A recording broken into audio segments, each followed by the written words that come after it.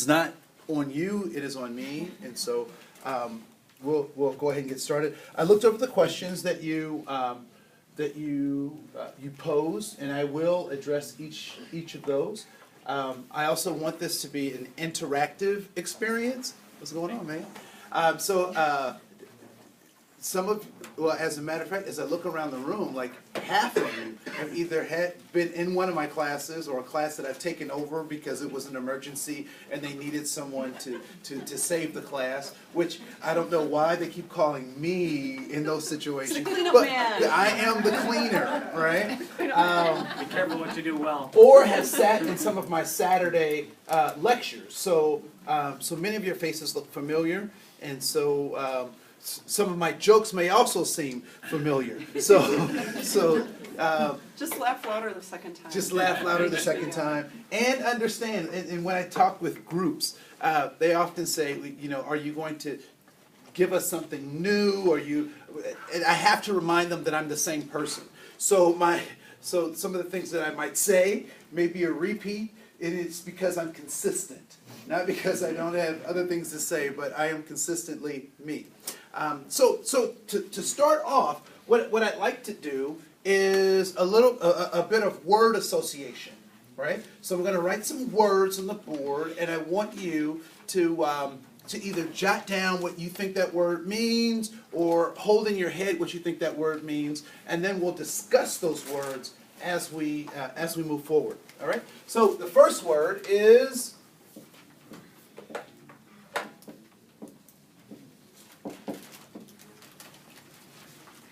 All right. The next word.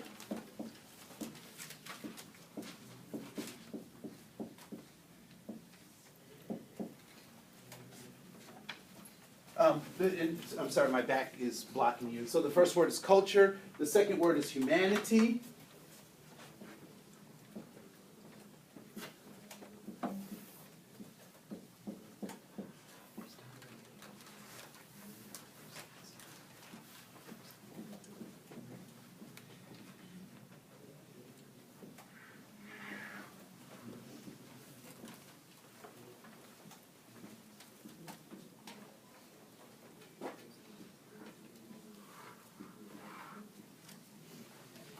So there are 5 words that we're using for this association. The first is culture, the second is humanity, the third is race, the fourth is freedom, and the fifth is liberty. All right? So jot down what you think those words mean,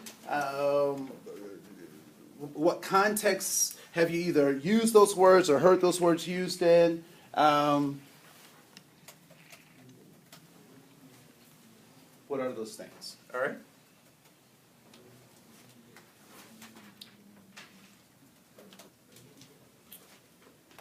So let's start at the top with culture. What is culture? Shared beliefs. Shared beliefs, okay. The environment in which you were raised. The environment in which you were raised is culture. Shared beliefs is culture. What else is culture? Art. Art is culture. Food. Food is culture. Identity. Identity is culture. Tradition. Okay, so traditions could be culture. Perspective. Perspective. Someone said art. Is that right? Mm-hmm. Okay. Ethics. Ethics. Could be regional. It could be regional. Explain that. Hot dish. Instead of global, it could be more specified to a place in a country or one country instead of a continent. So it could be a country, it could be a state, it could be a city, as well as a continent, right? And the example that was given was hot dish. And why did someone yell out hot dish? Because it's a popular food here in Minnesota and not so much elsewhere known by that. Okay. And a lot of different Minnesotans from whatever background you come from are familiar with. This hot dish, right? So in other places they call it a casserole. In Minnesota they call it a hot dish. Minnesotans also play this bizarre game with their children. I don't know why anyone would ever play this bizarre game called Duck, Duck, Gray Duck. because where I come from is called duck, duck, goose. But apparently there's some significance to the gray duck as opposed to the goose. And also the things that the rubber things that you use to wrap around things to hold them together. Apparently in Minnesota, those are also referred to as rubber binders as opposed to rubber bands. And so that culture piece kind of. And the way we confirm it is by saying you betcha. Oh, and we confirm it with you betcha, right? Somebody must have read that article at the Hadley Pioneer Press history about speaking Minnesotan. Oh, no, I did not get a chance to read that. Anyone else read I the? missed it. Okay, we'll have to post that I posted on someplace. Facebook. Oh, sweet, I'll go check it out. So that would be language then. So that could be language, right? So culture is, okay, so what is the point of culture? Why does culture exist? It creates your identity. It creates your identity to what end? To the end in which you allow it. To the end of what you allow it? It just connects you to people. Yeah, sense of belonging. It connects you to other folks so you have a sense of belonging. It groups you together. What is the purpose of that? What's the purpose? Feel a part of and included. What is the advantage of feeling a part? Survival. Survival. Safety. Right? Safety, significance, and belonging is why culture exists. And we'll spend some more talking about culture, and we'll dive down deeper into deep culture. What is humanity? Imperfection. It is imperfection. What is humanity? Ethics. It's ethics. Explain that. When I think of humanity, I think of the qualities of being human, and part of that's conscious discernment between right and wrong. Okay, so conscious discernment of right and wrong. What is humanity? I would say that's global as opposed to the more specific location. Okay, you say that humanity is global as opposed to a specific location. I want to tease that out. What do you mean by that? Well, global as in like mankind is worldwide and not specific to a culture. Okay, so mankind is worldwide, but worldwide are there cultures? Yes, many different ones. Many different cultures. But humanity is one. But humanity is one. Okay? It seems more distilled to me, more like life force, or because when we speak of inhumanity, we're talking about people dying or being horrible things. Okay, so when we talk about inhumanity, we're talking about horrible things, we're talking about people dying, we're talking about the lowest part of our nature. When we refer to humanity, we try to operate from the highest point of our nature. And so what are some of the high points of our humanity? Love. Love, right? The highest frequency is love, as people have stated. Yes? Empathy. Empathy. The highest point of our nature, right? What else? Compassion. Compassion, right? Others' right to live. Others' right to live. Our ability to forgive, to learn, to change, to grow is all at the top of our nature or our humanity. All right? So what is race? What is this? What is race? Classification. Classification. A running game, A running game. Explain. race. It's a joke. Oh, I'm sorry. I didn't go to that point. Okay, so I did put it down. where people stack up and they try to compete for something, right? Okay. So in this contest, I'm referring more to the kind of the socio anthropologic points when I use these words. But no, that I do find it interesting that the word race does relate to both of those, and it oftentimes feels like we're chasing we're chasing mechanical rabbits.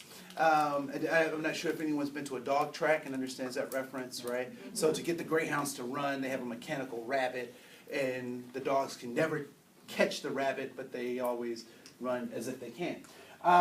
So we'll delve down into this as well. And freedom, what is freedom? Right. What's that? Rights. Rights, okay. Choice, Equality. equality, America. America. Black- I'm proud to be an American, where at least I know I'm free. Right? I love that song, right? And I won't forget the man who died. And gave that right to me, and I gladly stand up. I was trying to get on The Voice because I wanted to be on Blake's team. I wanted to be on Blake's team. Anybody watch The Voice? Okay, all right. All right. Now, anyone watch this last episode of The Voice? I mean, this last season of The Voice? No? Okay. Well, he's got this country singer dude who thought he wasn't a country singer. He was like, I just sing songs. And they turned this dude into a rock star. He's got his hair feathered like Bo Derek, right? From 1979, 80s. He looks great, and he sings really good. Anyway, so there is freedom, and then there is liberty. And what is liberty? Justice. Liberty is justice, okay? Oh, she said, I don't know. She just threw something out. But that's fine. What is liberty? Capacity to choose. The capacity to choose. What is liberty? That's a good question. It's the pursuit of happiness. It's the pursuit of happiness, right? So life, liberty, and the pursuit of happiness, right? And where does that come from, by the way? Constitution? Bill of Rights? Yeah. From the preamble to the See, Constitution. my first one was. All right, no, so you were good. No, I like you're jumping out there. You're getting wet. So you get your stroke right pretty soon. So imperfect. that's right. You're imperfect. So we're talking about the workplace. We're going to talk about career development. Why, given particularly I am not an expert, but I do have some expertise in asking questions around these issues. Why would we start with this word association on these particular 5 words? As it relates to what? As a career coaching Oh. in counseling. Yes, ma'am. Because they're all idealistic, Because they're all idealistic. comes from a overall like positive perspective. If you think about these words, you think about values to uphold. Okay, so you can think Things about to values pursue, to yeah. uphold, that these are high ideals, they're optimistic, all right, yes. They're all open-ended. They're all open-ended. It makes up the multicultural. Okay, so it makes up a multifaceted culture or multicultural environment. Other folks. Can mean something different to everyone. Can mean something different to everyone, right? There are certainly different interpretations of these words, and I will only give you today my interpretation or a way to think about how we use these words, particularly when we're trying to help someone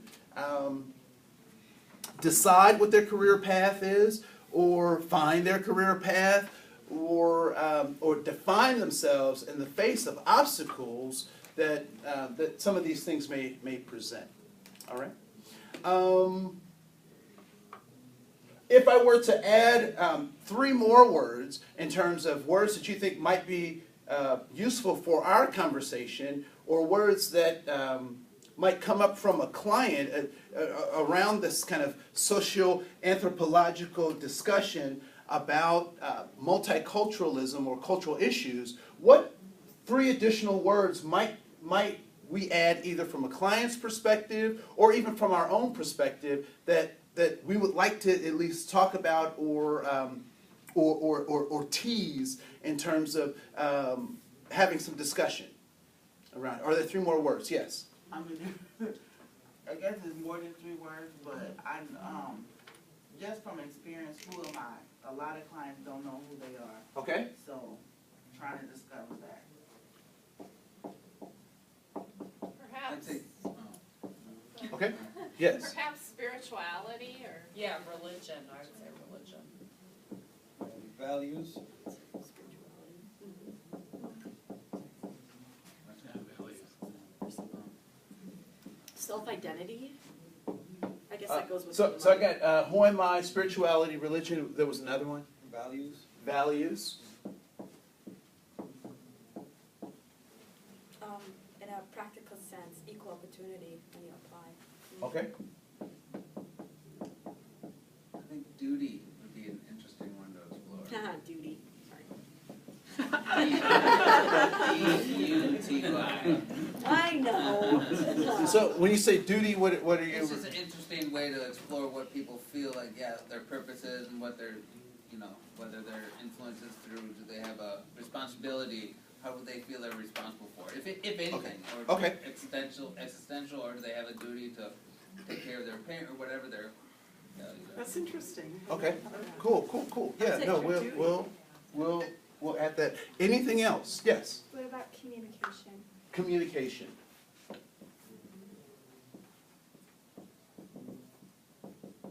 Discrimination. Language. Ethnicity. I did ask for how many? 3. Did I say 3? I thought I said 3. No, They're I'm just false. teasing. Yeah. What was that last one? Ethnicity. Responsibility. Sense of purpose. Okay, I'm going to stop with this purpose. All right? I'm sure that there are other things, and just to let you know, I am available for consultation at $75 an hour. I will sit and talk with you for free for 10 minutes, but after that, the clock starts. So we can continue some of these conversations later. No, so I'm going to kind of run down this list, particularly to try to address some of these questions. Like, for example, one of the questions was, do you guys remember these questions by chance? Did you guys get copies of these? No? Yes.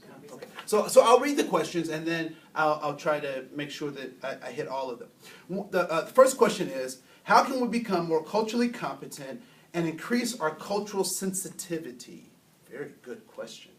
The next was asking about Brown's theory of cross-cultural values.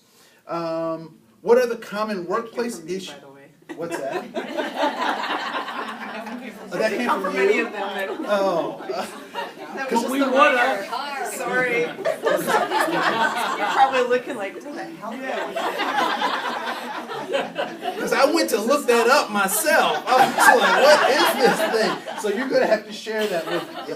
It's in my PowerPoint. Okay.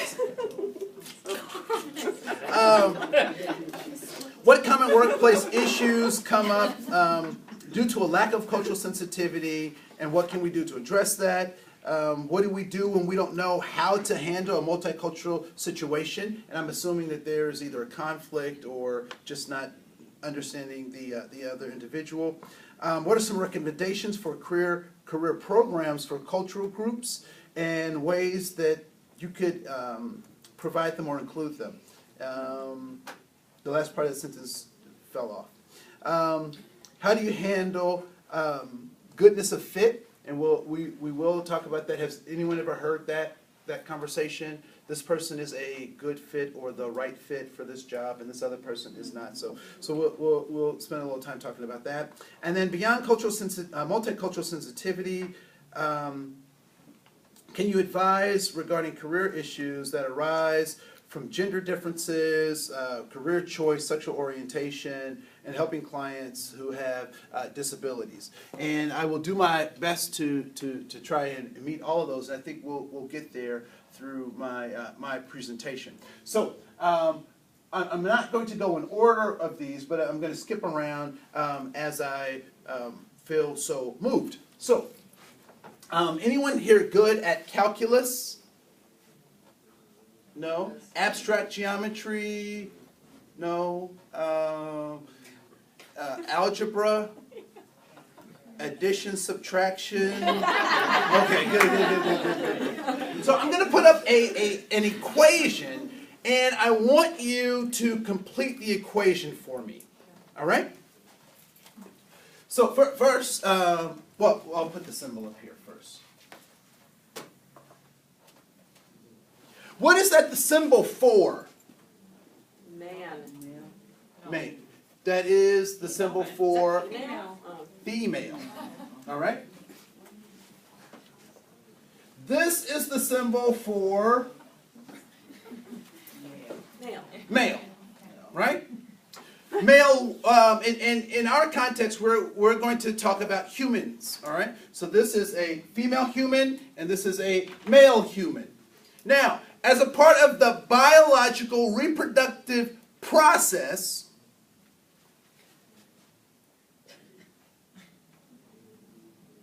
Baby.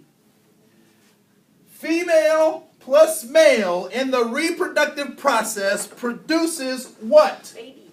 Offspring. Offspring.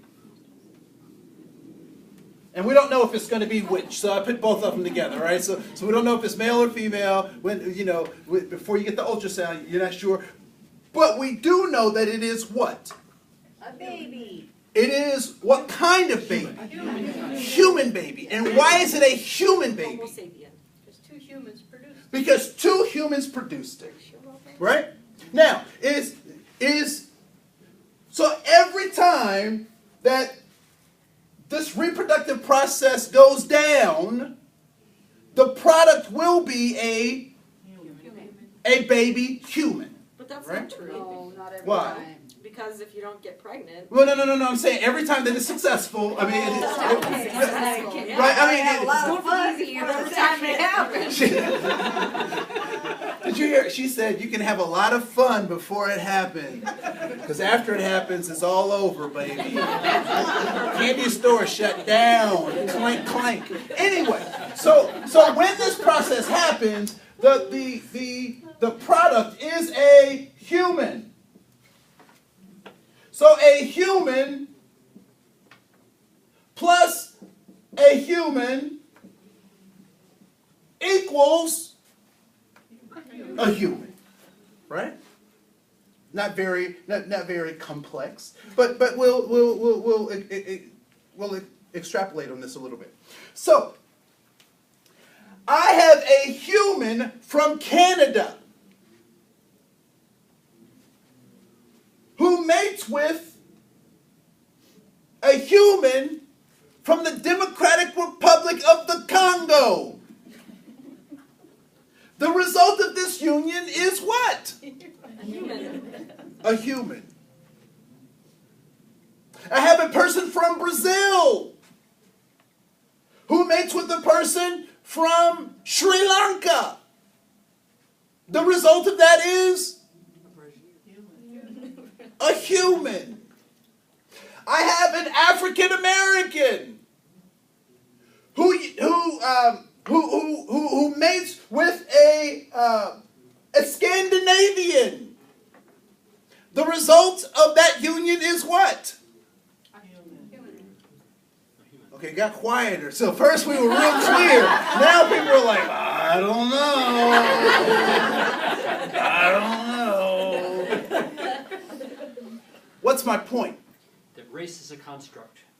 That race is a construct. And it's an artificial construct. It is an artificial construct. What's my point?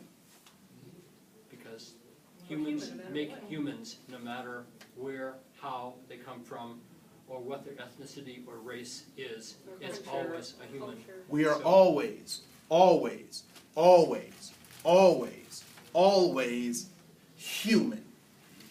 We're always human. There is no other, and humanity is our natural state. Now, I find it very interesting that this process produces humans. However, women in particular have been tricked into thinking that this natural process is actually an illness that needs to be treated and managed. What? Yeah. Pregnancy I don't is understand. defined as an illness. Short-term disability. People have convinced women that this natural process is an illness that needs to be treated, and they created a whole series of drugs to help with this illness. And what is it called? Birth control. Birth control, contraceptives. but that's my little political thing. That is not part of the lesson. I just thought I'd throw that out there because I can. All right. So humans plus humans equal humans. So no matter where the humans are, when they get together, they become human, right? So part of my point was when I was born, I was not born black. I'm not suffering from a reverse Michael Jackson thing. And, you know, I'm not doing what's the Sammy Sosa. I'm not doing a Sammy Sosa thing. Have you guys seen that? I feel so bad for this man. This man was a little browner than I am, and he's bleached his skin and lightened his eyes so that he could feel more acceptable. So he now looks like a beefy Michael Jackson. So when I say that I was born human but America made me black, what am I referring to? Labels. Labels. Construct of race, census, that kind of thing. The whole construct of race, right? So that piece is something that we have made up. And you so eloquently said it earlier, that it is a political construct, right? So when we start talking about this concept of multiculturalism, or we talk about cultural sensitivity, what's the first sensitivity I should have? Are you human too? Human. No, not are you human too? That we're all human. You are human too, just like me, right? And so when we approach people who we perceive to be different with our sameness, I might not necessarily know all the particulars about how you came to me, but I do know some basic things about what it means to be human, right? And so some of those basic things that we talked about being at the top of our intelligence is that human beings are looking for three things, as Adler would talk about them being what? Safety, significance, and belonging. I'm looking for that, and so are you. So if I don't know what it's like to be a person from Cameroon, you being from Cameroon is secondary to the primary reason why you're sitting across from me. And you're sitting across from me because we both share what? Humanness. Our humanity is shared, right? So there's a couple of things about humanity that I think are important to kind of identify. So first,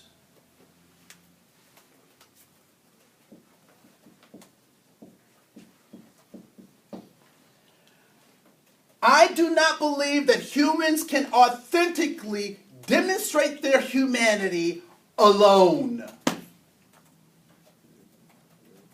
you say more about that? So if I think it's one of the best demonstrations that I've seen, particularly in the popular media, is Tom Hanks in the movie Castaway. Did anyone see that movie? Wilson. Right?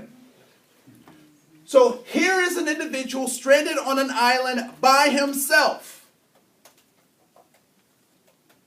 What is the so in you've seen enough prison movies to be able to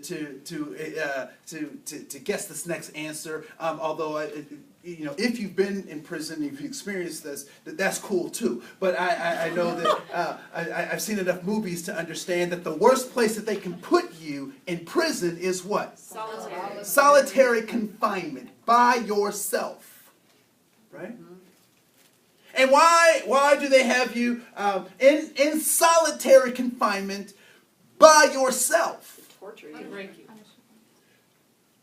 To help you forget about your humanity. Because you cannot be human unless you're in relationship, authentic relationship with other people. Or your humanity is questioned at best. And so in the movie Castaway, Tom Hanks creates someone that he can talk to and relate to. And so the first thing is I don't believe that our humanity can be expressed when we are by ourselves. The second thing about our humanity is that we must be in the service of others. To be truly human, I have to be in the service of others. Now, obviously we need to balance that with the service for myself, because if I give away all of my organs to charity because I'm being of service, then I will be only 6 pounds. Anybody see that movie with Will Smith? Was it 7 pounds? Okay. I'm a little lighter than Will. You know. But that movie 7 pounds, the whole idea was that he thought he could do good works by giving away his organs until he was the giving tree. Anyone read that book by Shel Silverstein? Right? That's the sickest book I've ever read in my life, and I'm going to burn every copy that comes across my desk. Only because it is about giving so much that you don't have anything else to give, and the person you're giving to never gives back to you. But that's another sidebar. All right. So humanity can't be expressed unless you're in authentic relationship with people and you're in the service of those other people. Right. And so, what's the concept that Adler uses to kind of talk about, or what's the common example that is given in terms of this relationship of both of being in a relationship with someone and also being in service of them? Social interests, right? And what's the activity that is typically used as the model of demonstrating social interest to get people up out of themselves and in service? What's that? Making tea. Making tea is for someone else, right? So you get them out of your comfort zone and you are in service of someone else. At the same time, you are in relationship with them, right? So that is humanity. So when we talk about culture, I'm going to erase.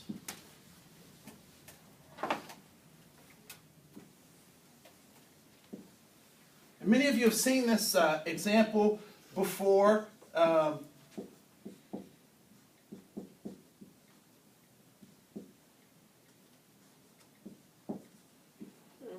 got more expanded. Did it get more expanded? Okay. So this is the Titanic. And this is Leonardo DiCaprio. I'm king of the world! You know, standing on the front. Okay, so when we talk about this idea of culture, there are two parts of culture. The parts you can see and the parts that you can't see. The parts that you can see we will call artifacts. The parts that we can't see we will refer to as values. Right? So what are some of just the basic artifacts of a culture?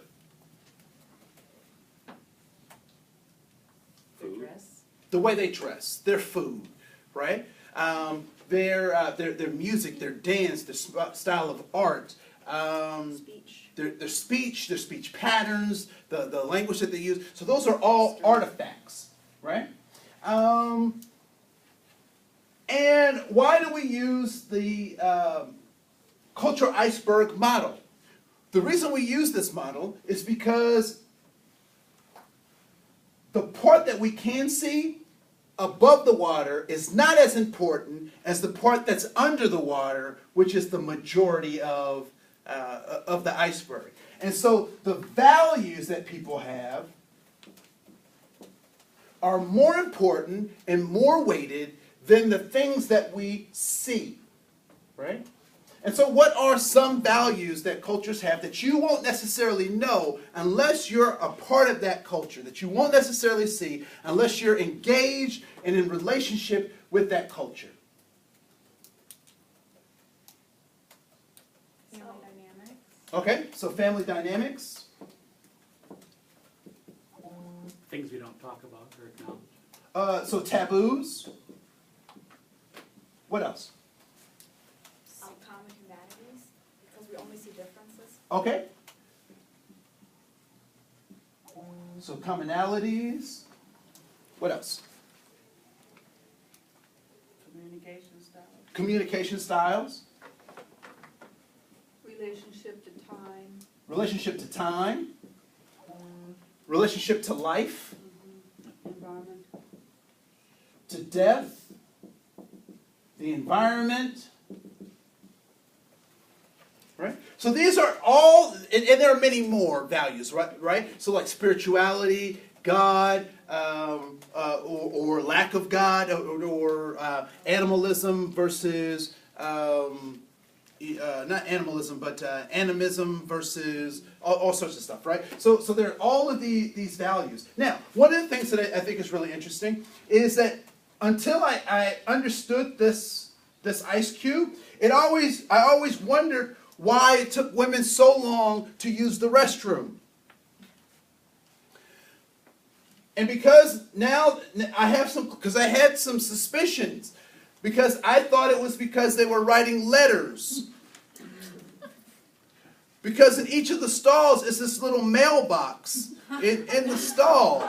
And I was just wondering why they would spend so much time writing letter, and who picked up the mail in the. It's a very bad joke, very bad joke. And a lot of men don't even know what I'm talking about. But that's okay. All right, so,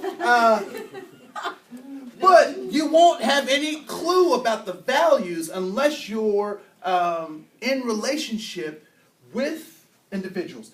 This is what everybody sees. But only the special people get to be here, right? Get to know what my values are. Now, one of the things that's important, and it's important to bring up as you're working with clients, is that, okay, so what is a stereotype? Has anybody ever seen a stereotype? So what is a stereotype? Or give me an example of a stereotype. Hispanic people Also, have a whole bunch of people living in their house. Okay, so an example of that would be Hispanic people have a whole bunch of people living in their house. Yeah. All right? What was another one? All Asians are good at math. All Asians are good at math. What else? And the violin. And they're good at the violin. So math and music. All right? Just one more. Men that wear braids are thugs. All what? Black men with braids. All black men with braids are thugs, right? So those are some things. Now, I don't know about you, but sometimes when I hear those stereotypes or I see them played out on television, I ask myself, well, isn't it true? I don't know if anybody else has experienced that, right? You know, there was a movie growing up, White Men Can't Jump. That was the movie, and you go, well, is it that? And so when we think about this concept of culture, we have to ask ourselves, what is the purpose? Because Adler also believed that all human behavior is goal-directed, that it serves a purpose to get us to a destination. So then we must ask ourselves, if all over the world there are different cultures, what is the purpose? Right? So we have what we can see and we have what we can't see, and what we understand is that stereotypes are the disconnection from the values. What we have to understand is that all artifacts are physical representations of values. Example, most of you have either shirts, sweaters, or outfits where the zippers or the clasps are in the front. Why is that? Convenience.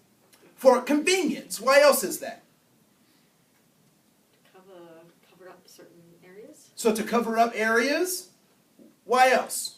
I don't have a hired help person to get me dressed. So you don't have a hired help person to get you dressed? Yeah. All right? What? Because that is our cultural norm. Right? Now, in the 90s, there was a hip-hop group, a hip-hop band by the name of Crisscross.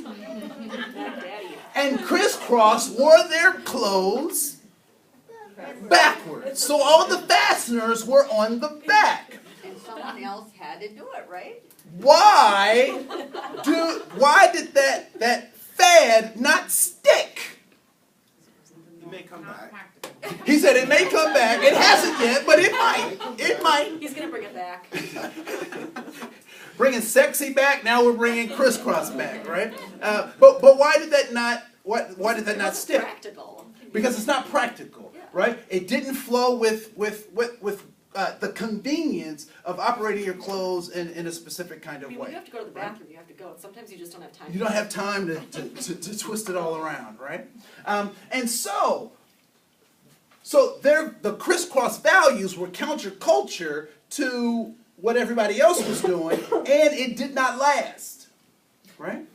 So what we have to understand is that stereotypes and that artifacts are directly related. They are the physical manifestation of people's values. So the style of clothes that I wear is a direct reflection of my values. The brand of clothes that I wear is a direct reflection of my value. They all serve a purpose, and they're giving you some clues to how people operate. So when I was working, when I work with men who are on NFIB, or I work with my high school students who like to wear their pants down, right? I used to be the pull up your pants police. I would tell strangers on the street, hey, can you? Right? Every so often I'd get the bird flipped, but for the most part, people were responsive, and they would, but do you know how tiring it is to tell everybody to pull up your pants? And so finally I got to a point where I realized that I didn't have to tell people to pull up their pants if they understood why they should pull up their pants.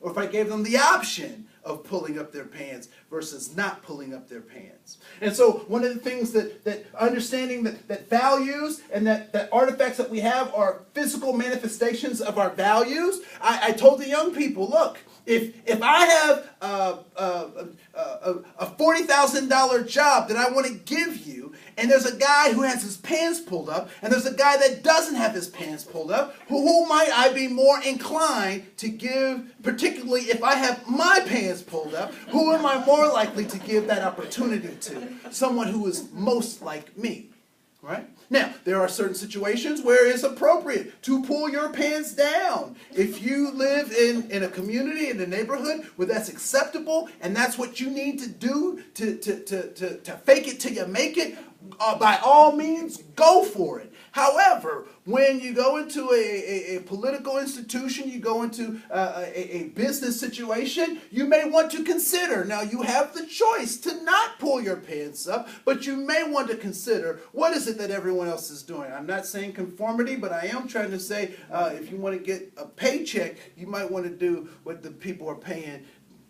you to do that they do. So that's what I'm just saying. So culture is both artifacts and values. So then we must ask ourselves, and I think you brought up a really good point. What is your name? Bethany. Bethany. Bethany brought up a good point that throughout the planet there are tons of different cultures, right? And all of these cultures are trying to get the same thing: safety, significance, and belonging. But what is the problem? How to get there. They have different methods of getting there. So culture starts out talking about artifacts and values and moves us into a new definition or a new way of thinking about cultures. And culture is the method that a group of people create to adapt to the context. Can you imagine if I had stuck with the crisscross culture? Here I am, 44 years old, putting my clothes on backwards, going into a job interview. How does that work? It doesn't, right? I still have a pair of my hammer pants. And I don't know if some of you know what hammer pants are, but they're pants where the crotch starts at your knees. And so you can do this. So it makes it good so you can, right? I'm not wearing those to the office. Why? It's not appropriate. It's not appropriate given the context, right? In what context would that be appropriate to this day? Hammer time. At home where I be practicing. Too legit, hey, right? So, at any rate. But at the same time, that gets into the whole idea of like where your values are, you know, because who says you need to conform to the context? Which is what I was talking about earlier in my Pizza Hut explanation. You missed that, but if my values are that I want to be true to myself, then I get to be. Yeah. And I think that there's a certain part of that too where you get to. It's by knowing yourself enough to know. I mean, I get that some places are appropriate, but at what level do we have to say, okay, enough is enough? Why can't we all just be human here? So here is the point. So the point becomes what Adler would talk about in terms of goal accomplishment. Yeah. If you know what your goal is, you can make whatever concessions you want, right? So a young man asked me, he said, you have dreads, you know, find yourself in lots of professional places. Have your dreads ever held you back from getting a job? I answered that in two ways. First, I don't know. Because nobody's going to send me a letter and say, we did not hire you because you had dreads. Right? I hope I get that because that's the same as a lottery ticket. Yes! I owe you. Right? The second part of that is that if someone did not hire me because of my hairstyle, that's probably not a place I wanted to work anyway. But I'm willing to make that concession because I know that that is something that could be an obstacle for me, and I'm okay with that.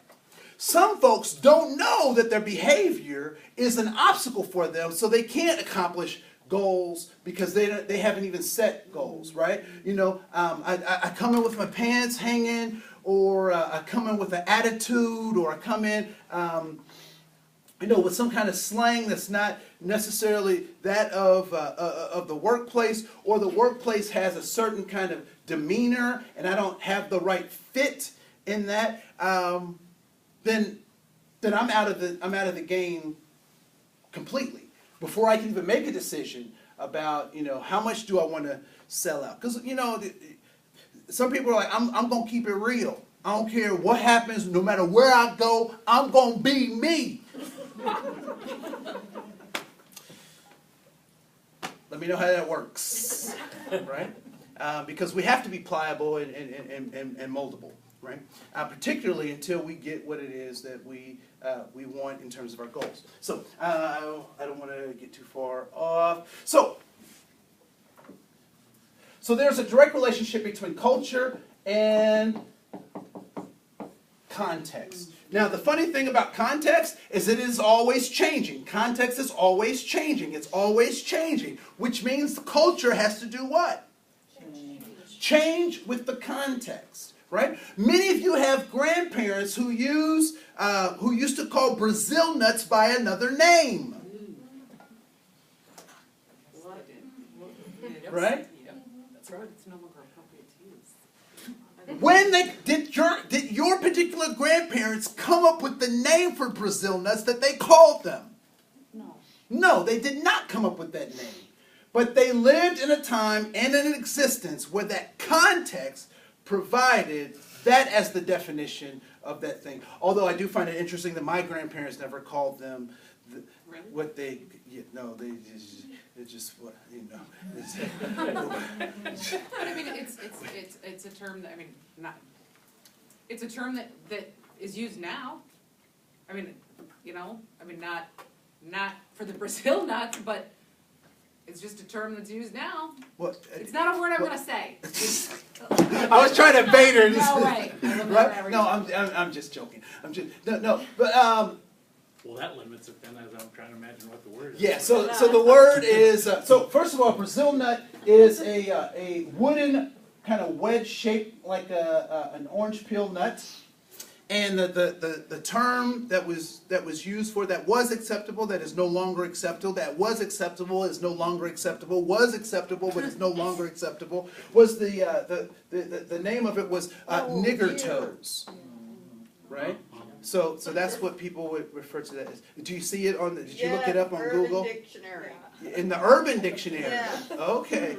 All right. So that's what they would call it. Now, I do wanted to I want to go to the other part of your statement / question is that people use the N-word now, right? Now, what I would like to submit to you is two things about that use of the N-word. First of all, when I speak with folks, particularly folks who are people of color or come from an urban environment that is both white and black, because both have been trying to use that word as a word to communicate with each other. So I have a number of opinions about that. One of which is that, and I suggest to particularly when I'm working with young people or people who are trying to be employed, and that's a part of their vernacular. I ask them if when they say the word, do they get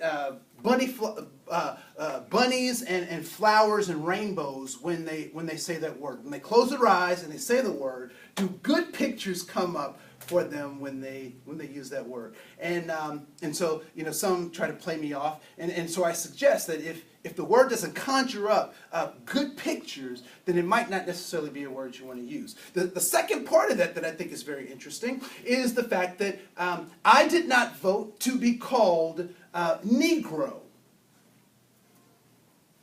That wasn't something that I had voted on, and no one asked me my opinion. I did not ask to be called colored. So I did not choose that for myself. I did not choose to be referred to as African American. I did not use to be. I was not involved in the process of naming calling myself or the people who people think look like me the N-word. I was not a part of that process either. But I do find it interesting that when other people name folks, people aren't so concerned about that. But when people decide to name themselves, people seem to have a problem with that. And so I have an understanding, and I don't necessarily appreciate it, but I do have an understanding for those people who want to define themselves and not let other people define them, even if it's not palatable to other folks, because that might be the point. That might be the point.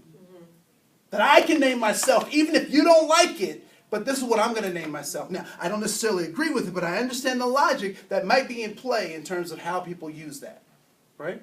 So I don't come down on that, but I do say if you want to work in this environment, this is the culture, and in our culture, that's not something that we participate in. So if you want to be a part of this culture, you might have to take a step back and decide how you want to interact with us. All right?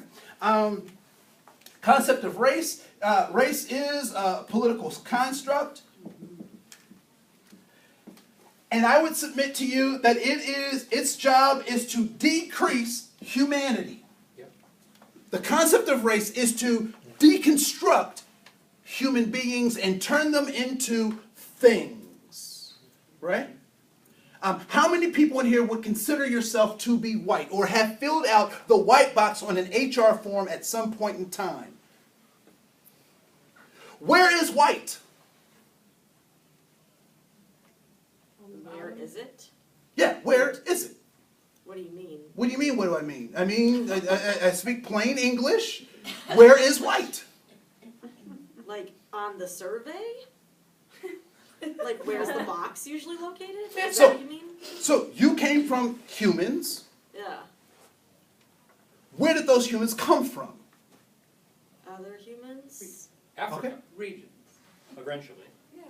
Eventually Africa. Okay. Yeah. So we're all Africans. We are. Hello, Cousin Dipsy! Welcome to America. the point being that white is not a thing. No, I'm sorry, let me apologize. White is a thing, but you are not a thing. You are a human that came from someplace. Even the Native Americans came from someplace before they were here. Where did we all come from? One of my students, I asked that question, and one of my students said, "My mom." I said, "Where did you come from?" "My mom." Right? And ultimately, we all came from the same mom, right? So the point being is that race is a political construction designed to diminish humanity so that we think that we are different, when in fact we are not different. However, we do have different methods that we call what? What are the different methods that we use to operate in the world? What do we call it? Culture. We call it culture. We call it culture. So we are consistently human, and our culture, which is our method of dealing with the context, is why there are different cultures. Yes? So how would you respond then to, because there's a lot of like, in multiculturalism, a lot of it is, you're not, like what's frowned upon saying is like, oh, we're all just people, you know, like some people get offended when you say that, oh, we're all just humans, and then it makes it so that you don't see the race, or you don't see the color, or however you want to label it. It sounds like you're kind of taking, what I'm taking in right now is that you're taking away from that and making it back into that old statement of we're all just humans, which I think can be degrading to some people.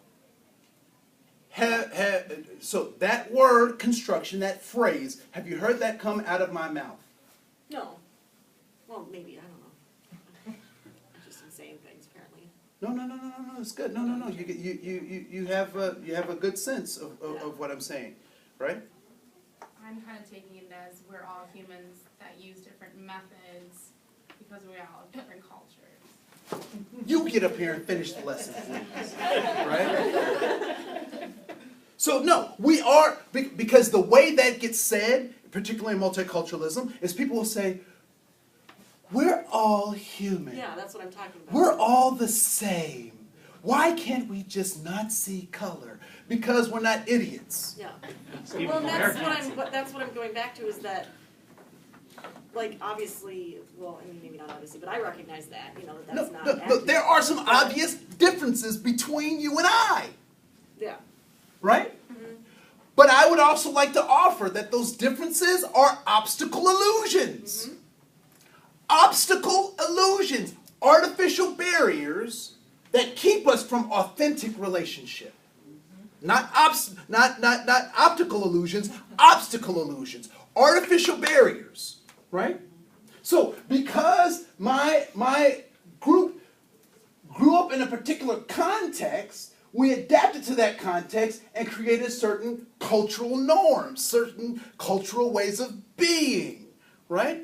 So Adrian Peterson is caught in this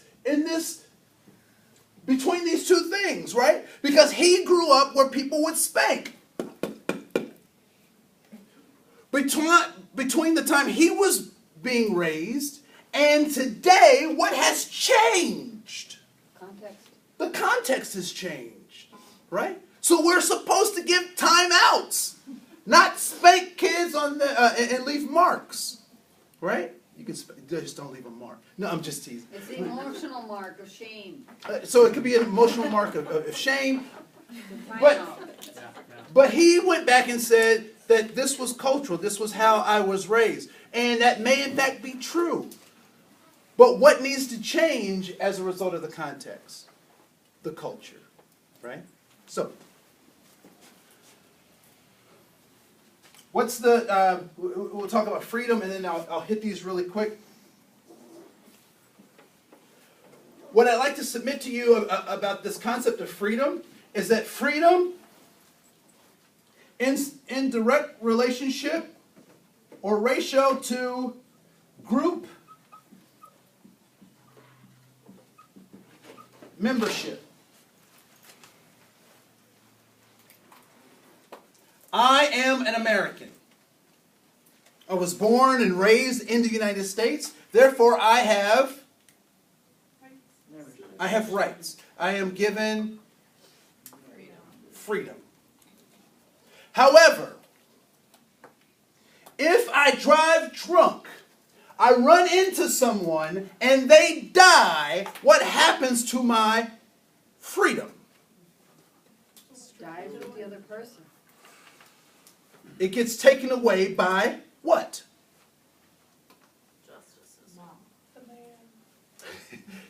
The man. The man takes away the system takes away my freedom. So if the system can take away my freedom, then who is giving me my freedom?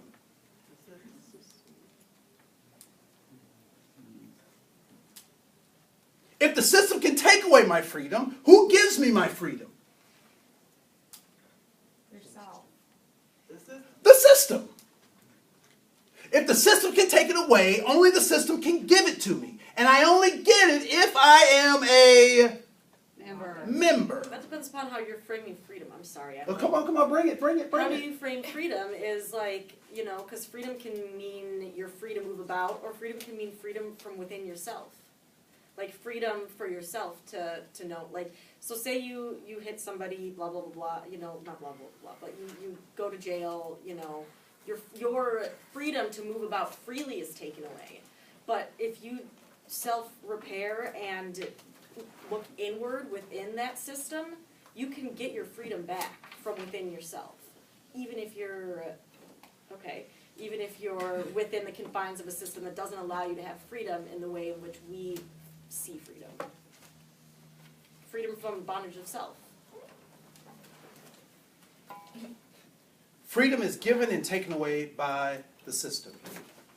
Liberty, on the other hand, is exactly what you're talking about, right?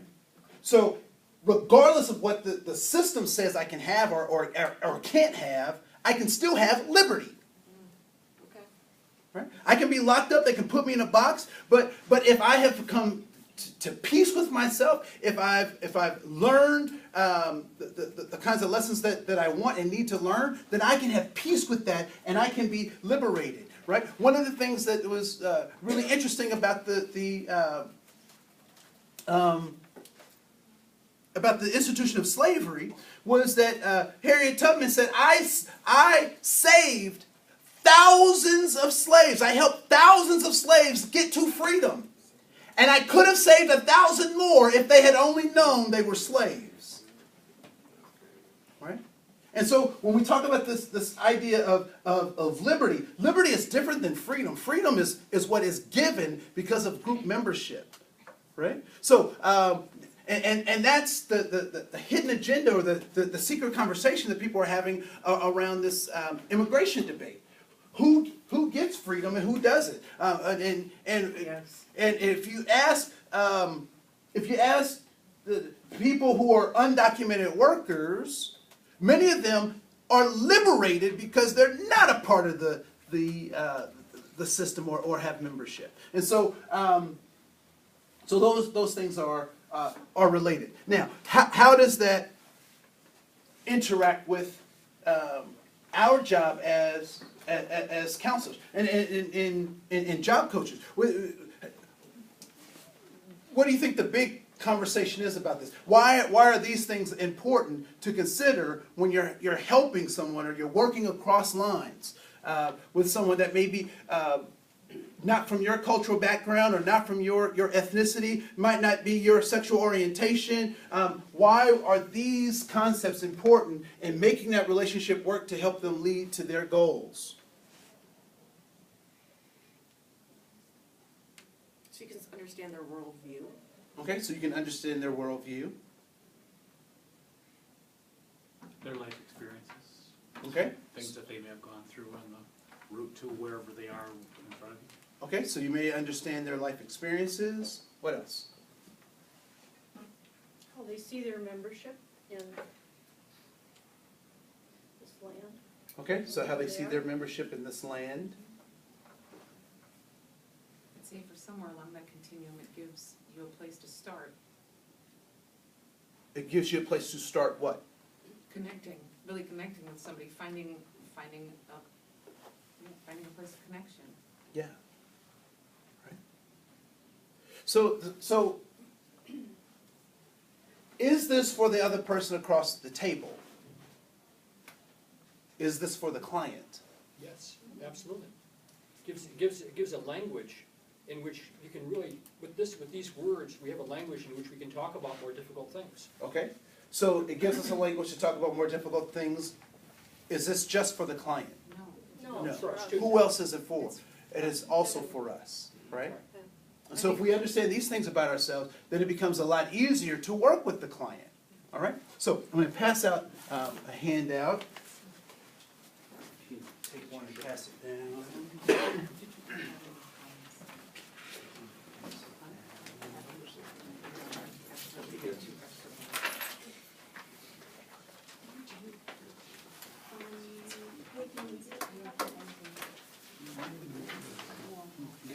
Thank you.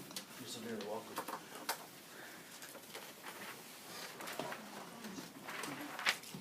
So, I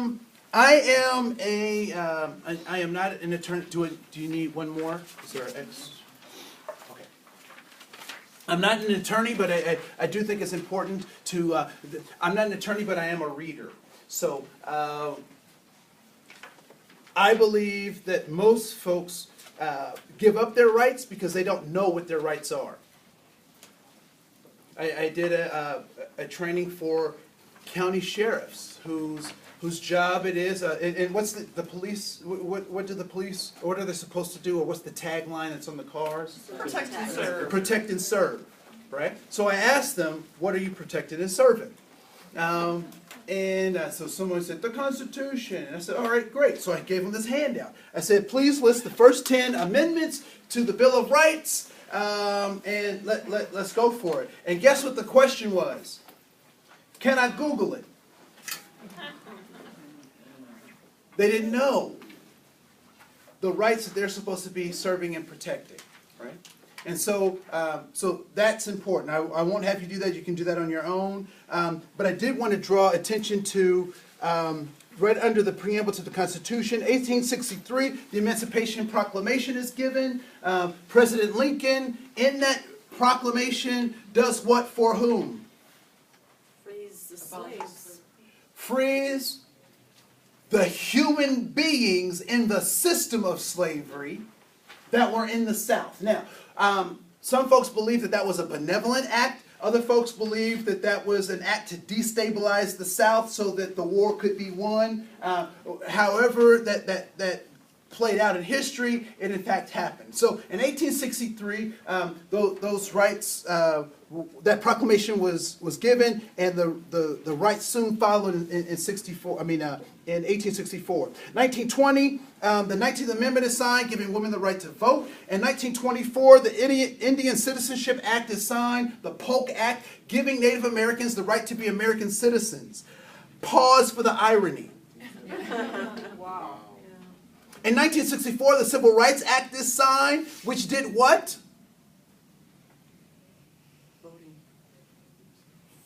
Voting actually came in 65 and in 67. It just, equal rights. Yeah, It's basic like- human rights. Theoretically guaranteed Yeah. Equal rights for who? for all. For everyone, right? For everyone. In 1978, the American Freedom of Religion Act is signed, giving Native Americans the right to practice their religion. 1978. 1776. Long time. On a nation that was supposedly founded on religious freedoms. Native Americans didn't get that freedom until 1978. Anyway, moving on. 1990, Americans with Disabilities Act is signed, doing what for whom?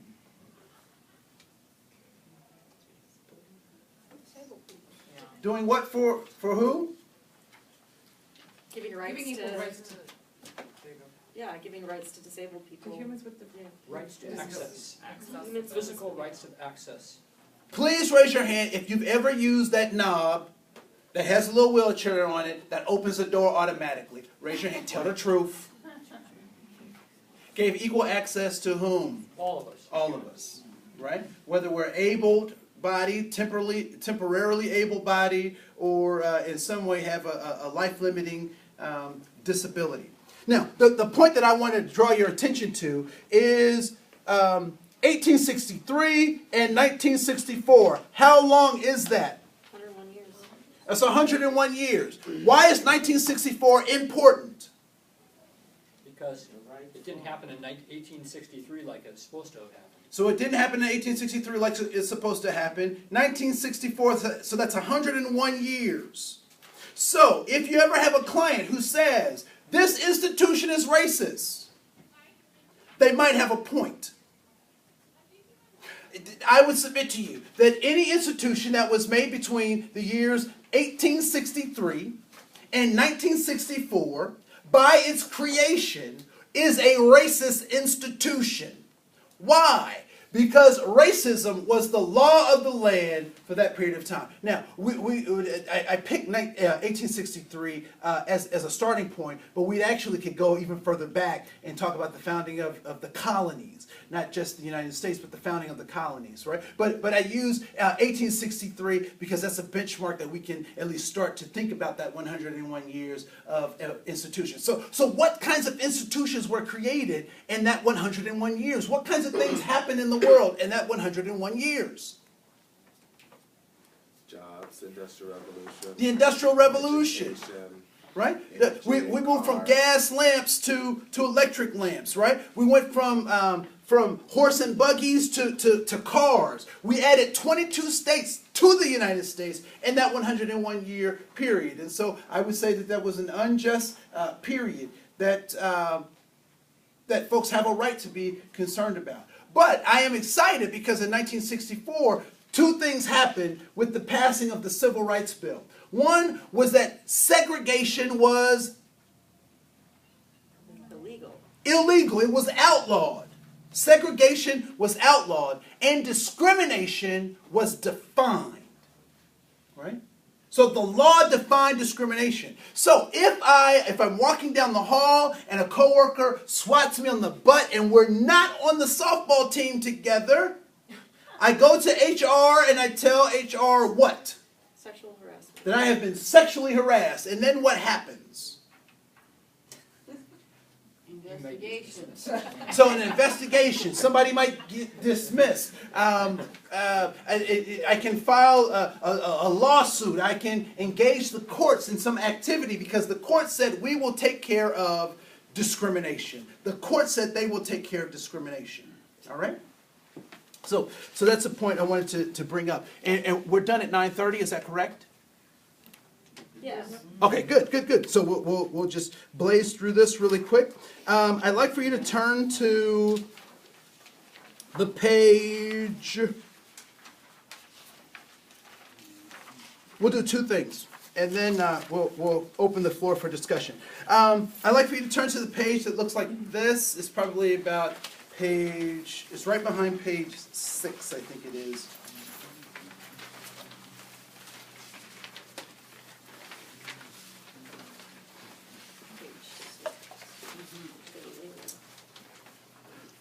Yeah, they're kind of numbered goofy. Triangle on the and bottom? But the chart looks like that. What I want you to do is I want you to take just 2 minutes, and I want you to give me a response to this particular question.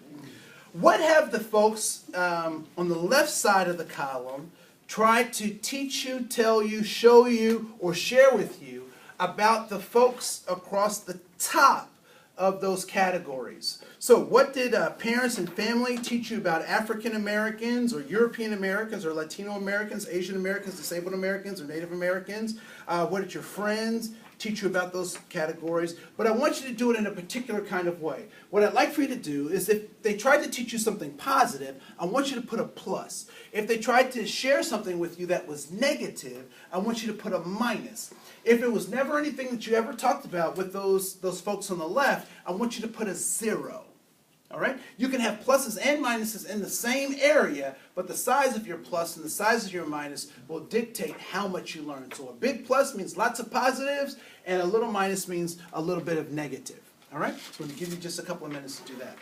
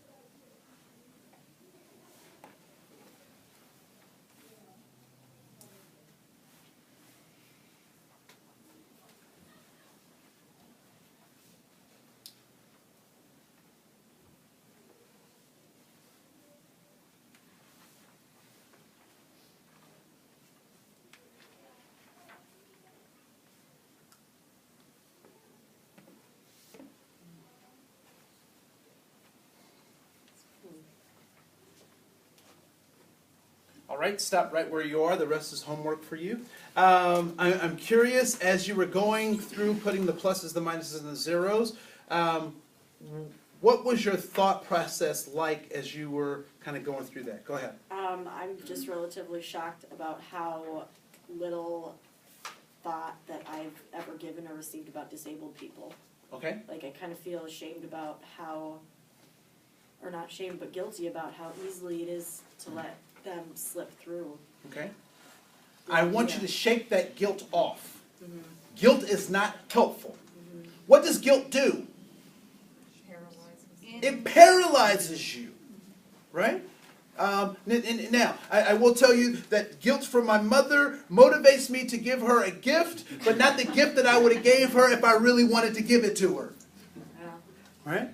I think that's the only situation where guilt is helpful, right? Because it relieves the pressure valve in our relationship, right? But don't feel guilty. Other folks, what were some other things? Yes.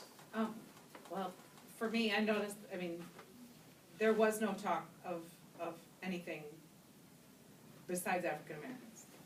Okay, so all y'all talked about all day long was African What American. I'm saying is, of these groups, Yep. growing up in Minnetonka, I have a much older stepfather. There was a lot of negativity around being black. And there so- was no really other culture that we ever talked about, dealt with, whatever. So what does Acknowledged. not talking about a group say about that group? That they don't exist. That they're not important, that they don't exist. We don't even have to be concerned about them. Overly talking about a group does the same thing, right? These are people to be feared and blah, blah, blah, blah, blah, blah, blah. So notice those things, because I'm going to have you answer your own questions in the next 6 minutes, all right? Any other things that people noticed as they were doing this? Depended on what culture I was in at the time, if it was Hispanic California or white Stillwater, Minnesota.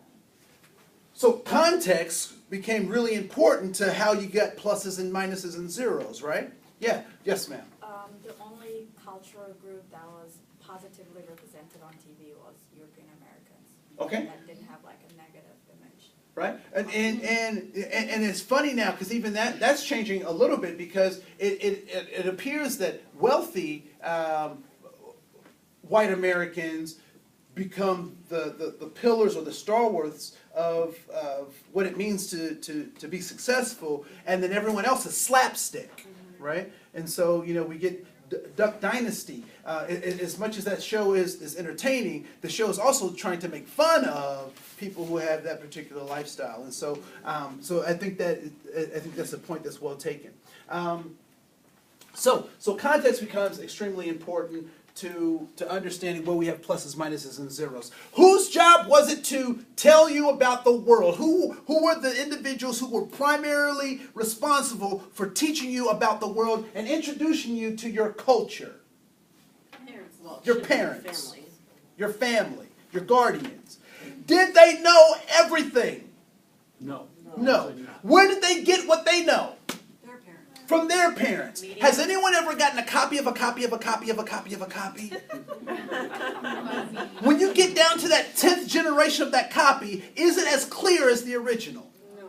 Is it as purposeful as the original? No. There are lots of distortions that come around. I don't know if you played the game of phone, right? Where you say something in one person's ear and it comes around, and by the time it gets back to you, it's a totally different thing, right? And so our parents and our loved ones and the people who came before us did the best they could with what they had, and what they had would always have been inadequate because the context is always changing. My parents could have never taught me about sexting. Because the context is always changing. Last thing, so the basic questions that you had were, what do I do to become more culturally competent? How do I handle conflicts with culture? How do I learn about people? All that kind of stuff. Let's turn over to the next page. I have another equation for you. It's on this page with bigotry, prejudice, and discrimination. Bigotry is an emotional state. It is not rational. It is not logical. You bring rational, intelligent thought to a bigoted person, and what do they say? I'm not a bigot. I'm not a bigot. That's not who I am. And if you press them long enough, they will say, and they will tell you what the core of their problem is.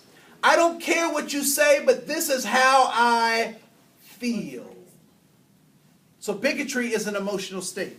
We understand that prejudice is a thought pattern. Prejudice is a way of thinking. And that discrimination is a behavior. Now, what we also know about behavioral change, it happens with a combination of things, right? So if I have an emotional state, and I have a certain kind of thought process, if I have a certain kind of thought process and a certain emotional state, those two things will dictate what? My behavior. So the way I think and the way I feel dictates my behavior. Now, what system has said that it will deal with behaviors, inappropriate behaviors in the workplace? What system said that it will take care of behaviors? The judicial system, the court system, the HR system. They said we will take care of discrimination. Are there laws that say how I can feel? What emotional state I can have? No. Are there laws that say what thoughts I can have that are acceptable? There are no laws for that stuff. So the judicial system, our government system said we will take care of how people act. Whose responsibility is it to take care of how people think and how they feel? It's ours. So when we ask these questions, well, how do I do that? Well, how are you feeling? How are you thinking? Are you critically analyzing the situation, or are you just going off of stereotypes that are artifacts that have been disconnected from the values? So how do I work with a person who comes from a different ethnic group from me, a different socioeconomic group from me? How do I work with that person? What's one of the first things I should take into account? The fact that we're both human beings, so we have some commonality to start with. Then what must I do? If I really want to understand what motivates them. Educate yourself and talk to them. How do I get to this? How do I get under this water? How do I get to this? Build rapport. Talk to them. Ask questions. Engage in authentic relationship with them, because that's the only way you get to this. Everybody gets this, but only the special people get to my values. Only the special people get to my heart. Right? The other thing is to also ask questions about their culture and their context. Right? So in your culture, how did that happen? One of the things in Brooklyn Park, we have some conflicts, or actually we've kind of mitigated some of that conflict with education on both parts. But when police officers would stop folks who immigrated from Liberia, they would get out of the car and walk up to the police officer. What does that typically happen? I mean, what does that do for an officer who sees you get out of the car and walk towards, that gets them, right? They're on alert. They're nervous. They're anxious. They're not sure what's going to happen, right? Well, in Liberia, the custom was that if you get pulled over by the cop, you bring your Persuader. Your persuader, usually in the form of cash, to the officer as a part of the process, right? So we have culture clashes because the context is different, and so was the culture, which was responding to the context, right? And we must also understand that people are doing the best they have with what they have, and it will always be inadequate. My name is Andre. Thanks. Wow. Any questions? Officially class is over, but if you have questions or comments, I can entertain those. It's just really good. Okay. I would like to hear what you think about raising the minimum wage, but that might take a while, so. So what I think about the raising of the minimum wage, I think that it will, I think it will become a wash. You think it's a racial thing? Okay. I believe people want to raise it because they think that most people, minorities are looking for minimum wage jobs. Just like health insurance for all people, I think is going to become a wash. The whole idea of because we should not be talking about minimum wages, we should be talking about living wages. And until that becomes the root of the conversation, it's all a game of, what's a shell game, right? Where you put the P and you shuffle stuff around. When we start talking about living wages, then we'll get someplace. One of the things that I will say about the automobile industry, that it gave living wages to Henry Ford was instrumental in creating, almost single-handedly, the middle class by creating living wages as opposed to minimum wages. So, And also massive immigration from the South. oh yeah, definitely, right? So, yeah, he got those folks out of the fields and into these factories and reformed America in his image. So, yeah. I've got Irish ancestry and